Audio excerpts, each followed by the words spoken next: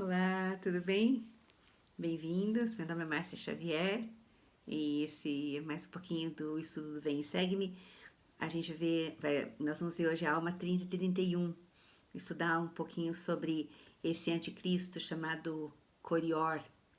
Nós temos três anticristos citados no livro de Mórmon.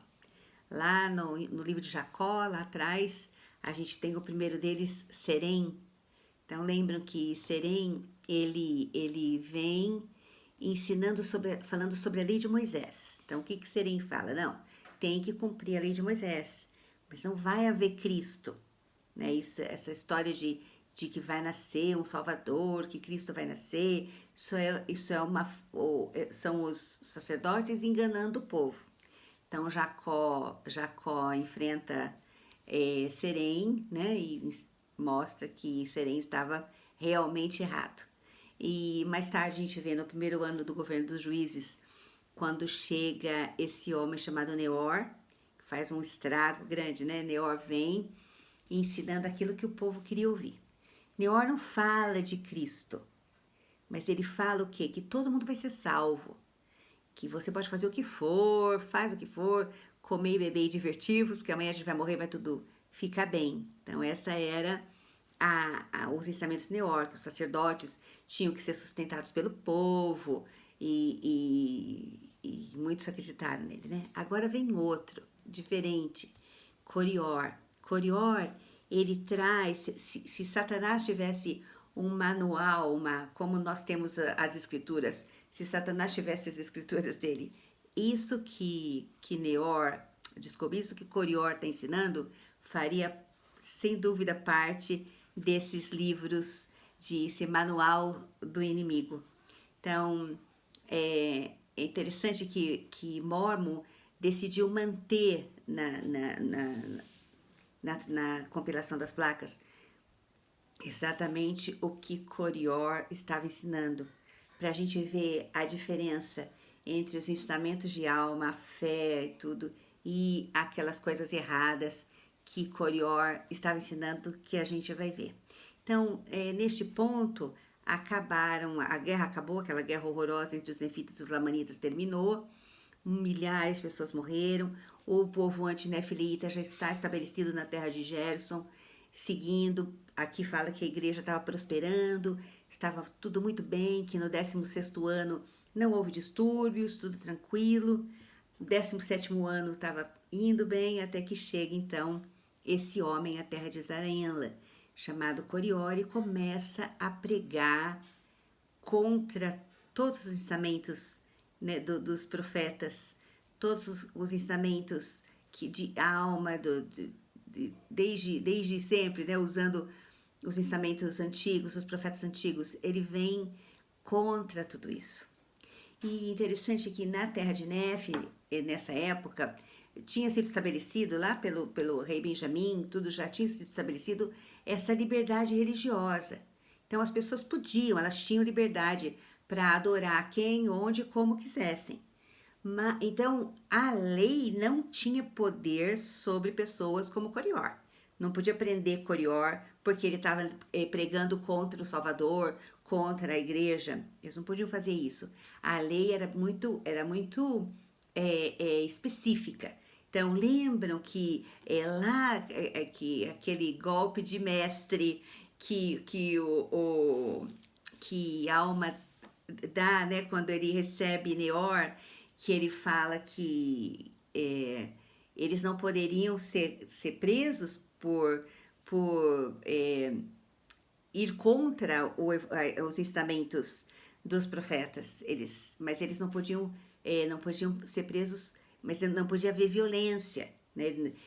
A pessoa que estava pregando não podia matar. Lembra que ele mata Gideão lá atrás e tudo. Então a lei estabelecida era que você tem liberdade para falar, você só não pode tirar a vida de alguém ou por conta da sua crença. Então, Corior tinha liberdade para falar tudo aquilo. E ele começou então a pregar. Mas ele vai onde? O primeiro lugar que ele vai? Ele vai lá na terra de Gerson. A terra de Gerson era a terra onde moravam o povo antinefilita, que eram extremamente fiéis. Então, quando ele chega pregando as coisas que a gente vai olhar aqui, o povo de Gerson, claro, não acredita. O que eles fazem? Eu achei muito interessante que eles fazem. Tá, nós não vamos lidar com você. Quem vai lidar com você é nosso líder, que é Amon. Então, eles pegam o Corior, levam para Amon. Amon, então, vê Corior e tudo, conversa com ele. A gente não tem a conversa de Amon com Corior aqui, mas temos a decisão de Amon, que era tira ele da terra, que era o que ele podia fazer dentro da lei. Ele não quebrou a lei, então, mas tira ele daqui, a gente não quer ele aqui. Então ele sai e vai para a terra de Gideão, que também tinha um povo muito fiel. E chega lá em Gideão, o povo de Gideão faz a mesma coisa. Eles vão, pegam o Coriori e levam para o sumo sacerdote. E o sumo sacerdote faz a mesma coisa. Nós não queremos você aqui, a gente não quer ouvir as coisas que você tem para falar, então você vai embora. E ele então vai para Zaraenla. E Zaraenla ele começa então a ensinar e a pregar até que decidem levá-lo para a Alma, que era o sumo sacerdote, porque eles viram que ele era muito duro de coração. Então, não dava para debater com um homem desse. Quem vai cuidar dele é o presidente da igreja. Então, eles levam ele para a Alma. Então, vamos ver algumas coisinhas aqui que a gente aprendeu. Eu assisti um vídeo essa semana que eles falaram que puseram um dominó e falaram assim, os ensinamentos de Neor é como se fosse um dominó. Então, o que ele ensina para esse povo? Tem uma lista de coisas que ele ensina. Primeiro é que não vai haver Cristo. Depois é que vocês não tem que ter esperança. Esperança em quê? A vida é isso aqui, é agora. Ninguém sabe o que vai acontecer depois dessa vida. Então, por que vocês estão fazendo as coisas esperando por uma vida futura? Não tem nada disso. Então, ele vem falando que os ensinamentos dos sumos sacerdotes, da liderança aqui da igreja, ensina vocês sobre profecias de profetas antigos. Não tem isso. Por que vocês estão acreditando em tradições tolas, em profetas antigos, olhando lá para o passado? Não tem passado. Não tem que ver futuro. Vocês têm que viver hoje. Então, hoje que é importante. Você está feliz hoje, você faz as coisas hoje. Não se importe com o passado, não se importe com o futuro. Aí ele vem dizendo que não vai haver expiação. Porque se não vai haver Cristo, não vai haver expiação. Então ele vem trazendo várias doutrinas falsas. E uma coisa interessante é que essas doutrinas falsas, um dominó feito de doutrinas falsas, ele não tem como se sustentar. Ele vai cair. E aquela coisa, cai uma peça, cai tudo junto, né? Vai um efeito dominó, mesmo, é tudo um atrás do outro. Mas tem uma coisa interessante nos ensinamentos desse Corior. É que ele fala que não vai haver Cristo. Se tirar essa verdade que não vai haver Cristo, todas as outras coisas que ele ensinou são certas.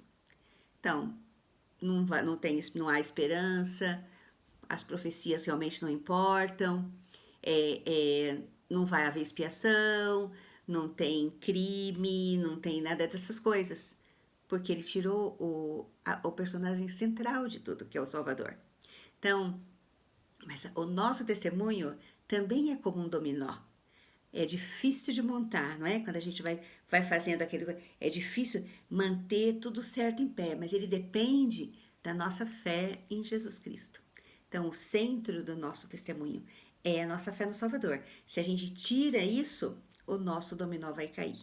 Então, mas enquanto a nossa fé no Salvador está firme, todas as outras peças elas vão se manter firmes, porque essa aqui não vai cair.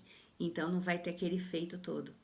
E é isso que a alma vem ensinando quando ele ouve as coisas que Corior está falando. Então, vamos ver aqui, ó. A gente vai ver lá no 30, deixa eu ver, 31. Aqui tem, se vocês se devem já ter visto, né? Todas as coisas que ele fala, ele diz aqui que, ó, no 30:17, que não poderia haver expiação para os pecados dos homens, que o quinhão de cada um nessa vida dependia da sua conduta, portanto, cada homem prosperava segundo sua aptidão, cada homem conquistava segundo sua força, e nada que o homem fizesse seria crime.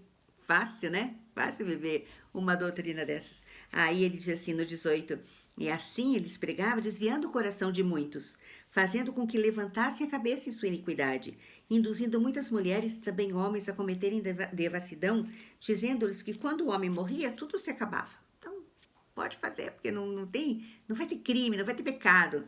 Aí ele começa a ensinar, lá no 23, ele fala com esse sumo sacerdote, que foi quem levou ele para a alma, fala assim que eu não ensino as tolas tradições de vossos pais, e porque não ensino este povo a submeter-se às tolas ordenanças e cerimônias impostas por sacerdotes antigos para usurparem poder e exercerem autoridade sobre eles, a fim de conservá-los em ignorância, para que não levantem a cabeça, mas se submetam a vossas palavras. Gozado, né? Eu já ouvi isso. A gente ouve isso hoje em dia. Pessoas dizendo que a igreja, que o propósito da igreja é exercer autoridade sobre nós. Então, muitas pessoas falam assim: não, eu não vou à igreja, eu não quero ir à igreja, porque é um jeito deles tolherem minha liberdade. E isso é um ensinamento de Coriori, é um manual de Satanás. Então, se a gente lê isso aqui, a gente vê como Satanás age. É assim que ele vai incutindo no coração das pessoas e na mente das pessoas. O importante é o hoje. Você tem que ser feliz hoje.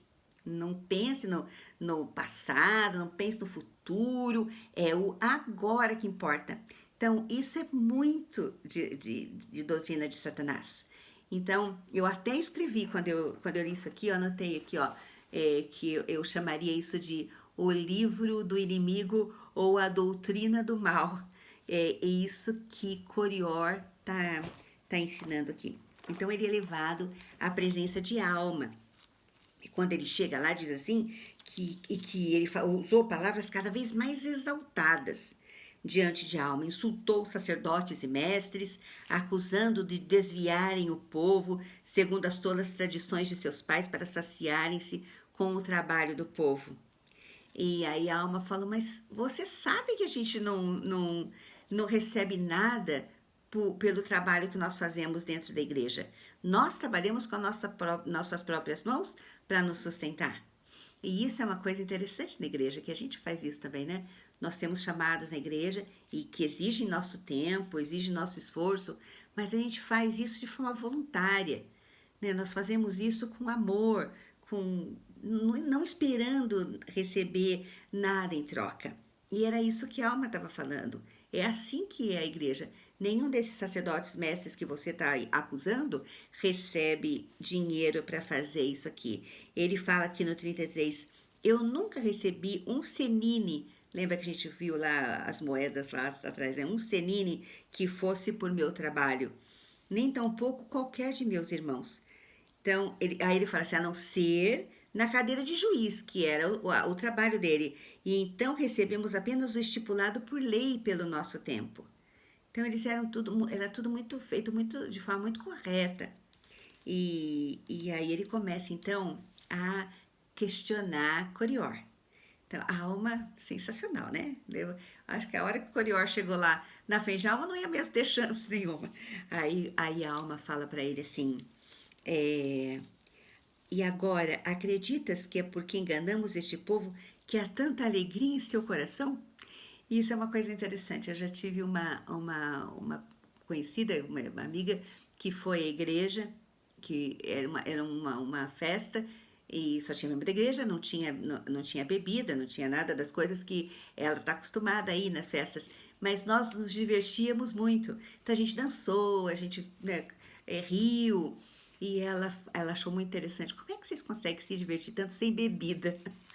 Falei: nós somos um povo feliz, a gente é um povo feliz, né? A gente não precisa dessas coisas. O evangelho traz essa alegria. E é isso que a alma fala. Como é que você explica a alegria desse povo? Você acabou de vir lá da cidade de Gerson, um povo feliz que vive os mandamentos. Foi lá para a cidade de Leão, um povo feliz que vive os mandamentos. Você chega aqui, tem um povo feliz que vive os mandamentos. E você vai dizer que a gente está tolhendo a liberdade deles, que a gente está usando o evangelho para usurpar os direitos do povo. não é nada disso, né? Nada disso, eles são um povo feliz. Como é que você explica isso? Aí ele fala assim, então vou voltar à pergunta. Ele diz assim, ó, então por que dizes tu que pregamos a este povo para obter lucro, quando tu próprio sabes que nada recebemos? E agora acreditas que é porque enganamos esse povo, que há tanta alegria em seu coração? E Coriol respondeu-lhe, sim. E Alma perguntou, acreditas que existe um Deus? Olha a resposta dele, ele vai mudar no caminho. Não, disse Alma, negarás outra vez que existe um Deus e negará também o Cristo? Pois, agora ele começa a dar o testemunho dele, poderosíssimo. Pois eu te digo que eu sei que existe um Deus e também que o Cristo virá. E lá no 40, e agora, que provas tem que Deus não existe ou de que o Cristo não virá? Afirmo-te que nenhuma tens, a não ser a tua própria palavra. Eis, porém, que tenho todas as coisas como testemunho de que essas coisas são verdadeiras. E tu também tens todas as coisas como testemunho de que são verdadeiras, e irás negá-las? Acreditas que essas coisas sejam verdadeiras?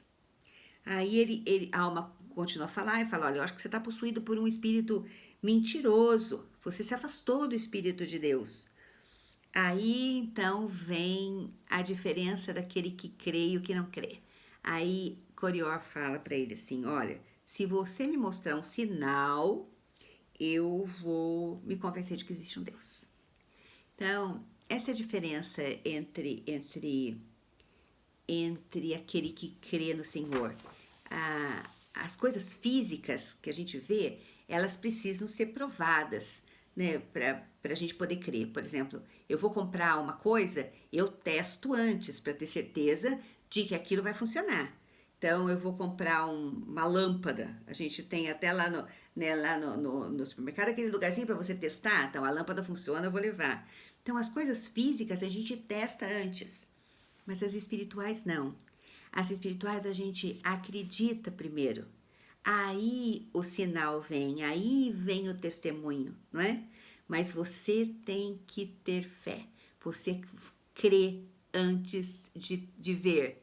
Então, é exatamente o oposto do que Corior queria. Ele queria ver para poder crer. Então, a alma fala para ele, mas você já teve tantos sinais de que existe um Deus. Todo mundo, toda a terra, toda a criação, ela é um testemunho de que existe um Deus. Aí ele fala assim, lá no finalzinho do 44, até mesmo a terra e tudo que existe sobre a sua face, sim, seu movimento, sim, e também todos os planetas que se movem em sua ordem regular testemunham que existe um Criador Supremo. E contudo, andas desviando o coração deste povo, testificando-lhes que Deus não existe, e queres ainda negar todos esses testemunhos. E ele disse, sim, eu negarei a menos que você me dê um sinal. Aí então, continua a conversa e tal, e a alma fala, tá bom, você quer um sinal? Então eu vou te dar esse sinal, você vai ficar mudo.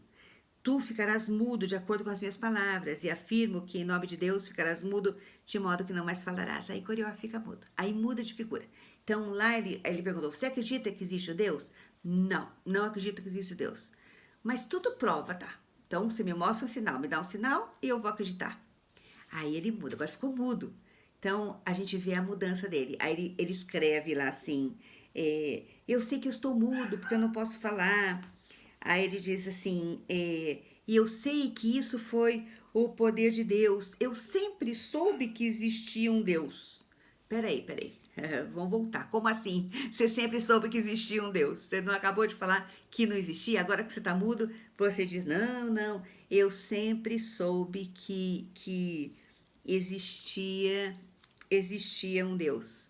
Aí ele continua assim, olha, foi Satanás que tentou me enganar, me apareceu em forma de anjo e falou que eu tinha que falar essas coisas, que as pessoas estavam sendo enganadas e tudo, né? Aí ele diz assim, que eu ensinei as suas palavras e ensinei-as porque eram agradáveis à mente carnal. E ensinei-as até obter muito êxito. Então não é porque eu acreditava. Eu ensinei porque era bom de ouvir. E as pessoas começaram a acreditar naquilo que eu falei. Aí ele fala assim, tanto que eu realmente acreditei que eram verdadeiras. e por essa razão opus-me à verdade, até trazer sobre mim essa grande maldição. Aí o 54 mostra que Corior não mudou absolutamente nada. Ele fala assim, suplicou a alma, então, por favor, ora a Deus, pedindo que a maldição lhe fosse tirada. Olha a diferença de Corior para Lamone, para Alma, o filho, naquela época de rebeldia. Eles oraram, o pai de Lamone orou aquela oração maravilhosa, Senhor, se isso for verdade, me ajuda a saber. Lamone fez isso. Então, eles foram atrás, orar pedindo. E a gente vê, a gente estudou as experiências, né? Que eles caíram desacordados por terra, ficaram alguns dias desacordados, passando por o processo de arrependimento, de conhecimento do Senhor. A experiência de Corior teria sido totalmente diferente. Se ele, ao invés de ter dito assim, olha, por favor, você ora você lá para o Senhor me tirar. Então, ele até jogou a responsabilidade, não, eu sei que existe um Deus, eu acredito, mas se você ora para ele pedindo para que eu me livre disso aqui. Então, na realidade, ele não tinha tido mudança de coração, ele não estava gostando da consequência daquilo que tinha acontecido com ele. Então, Corior poderia ter tido uma mudança completamente diferente de coração. Se ele tivesse sido humilde para reconhecer e ele tivesse orado ao Senhor, dizendo, Senhor, eu fui enganado, me perdoa, e teria tido uma conversão milagrosa. Mas não, ele não quis, ele queria tirar aquilo, ele queria voltar a falar. E a alma, claro, com o Espírito do Senhor, falou para ele, se essa maldição te fosse tirada, tu novamente perverterias o coração deste povo. Portanto, faça-se contigo de acordo com a vontade do Senhor. E ele continuou mudo porque o Senhor conhecia o coração dele. E aqui diz que ele foi de porta em porta mendigando e as pessoas foram expulsando ele até ele chegar lá na terra dos Oramitas. E lá ele foi atropelado, teve uma morte horrorosa. E a gente tem essa escritura que é Alma 30:60, que fala que assim vemos o fim daquele que perverte os caminhos do Senhor. E assim vemos também que o diabo não amparará seus filhos no último dia, mas arrasta-os rapidamente para o inferno. A gente vai ver a diferença desses verbos.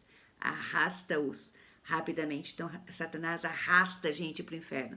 Olha a diferença de ensinamento de Satanás e do Salvador.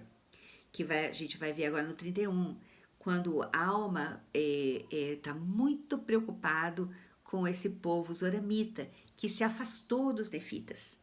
E eles começavam lá a pregar umas coisas completamente diferentes do evangelho. Eles mudaram o evangelho lá.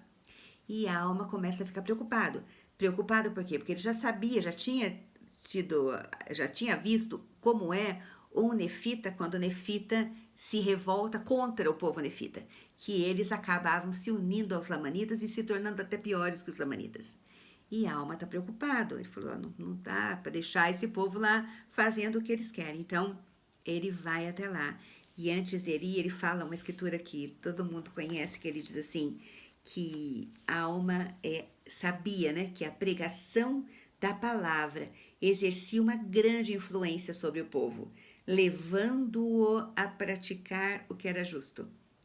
O Senhor leva a gente a praticar o que é justo, enquanto Satanás arrasta a gente para o inferno. Então, a diferença é gritante, né? Aí ele fala aqui que se ensurtia um efeito mais poderoso sobre a mente do povo do que a espada, ou qualquer outra coisa que lhe houvesse acontecido. A alma, portanto, pensou que seria aconselhável pôr à prova a virtude da palavra de Deus. Então, ele junta um grupo de missionários, que é assim o grupo dos sonhos dos missionários, só gente poderosíssima. Falou, nós vamos juntos lá para a terra dos Oramitas. E nesse grupo tá aqui, olha o povo que foi. Amon e os irmãos dele, né, Arão e Omer. Rimini ficou cuidando da igreja em Zaraenla. E ele levou Amoleque, que era aquele super mega companheiro de alma, e Zesron, que tinha sido convertido, Então, Zezron agora passa a fazer parte do time dos sonhos missionário aqui. E a Alma também leva os filhos dele, Elamã, que a gente vai estudar daqui a pouco, e Siblon e Corianton. Então, eles vão para a terra dos Oramitas. Quando eles chegam na terra dos Oramitas, eles veem que eles construíram sinagogas e que estavam adorando o Senhor no dia do Senhor. Aí ele deve ter pensado assim, até que não tá tão mal, né? Olha, já tem sinagoga, a gente, né, o pessoal adorando, vamos lá ver o que eles estão fazendo. Já na entrada, ele já percebe que os pobres não tinham acesso à sinagoga. Para quem acesso à sinagoga, só os mais abastados podiam entrar. E quando ele entra lá, ele vê uma coisa muito estranha. Eles têm um púlpito no meio da sinagoga, que eles chamavam de Rameumpton, e cada um subia lá fazendo a mesma oração. E a oração e aquilo tudo assustou a Alma, porque a oração que eles faziam, ela mudava todos os atributos de Deus. Tudo aquilo que eles ensinavam estava diferente.